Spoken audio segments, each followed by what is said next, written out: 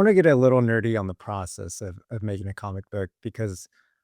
a lot of people watching are probably wondering how this works on the page. When you're creating a comic, what usually comes first, the writing or the artist's visual approach? So this is again something that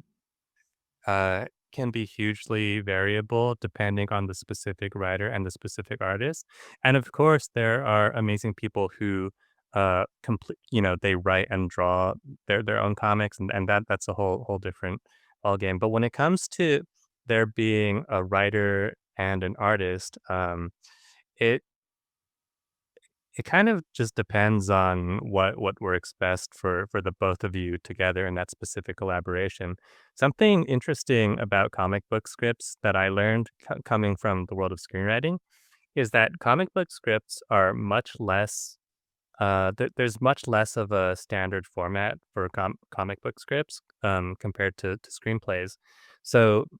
it's a little bit more of a wild west of, like, how you even format the page to begin with, so it can be just a lot more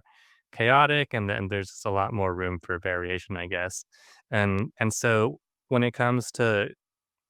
both the writer and the artist, there can be a big range of just how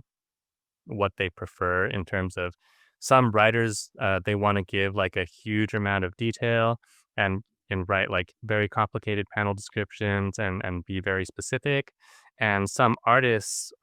will prefer if you can give them as much detail as possible, and on the other hand, there's,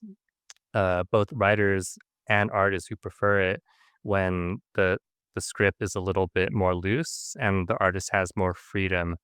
uh, to um, to kind of take some liberties with the art and the page layout and all that. But I think in indie comics, when there's a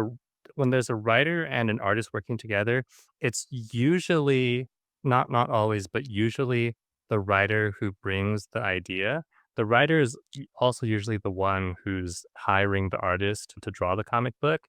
So I would say in that case, it starts with the writer's story and the process begins from there. So after you've written your script, you find an artist and you have 22 pages of comic books ready.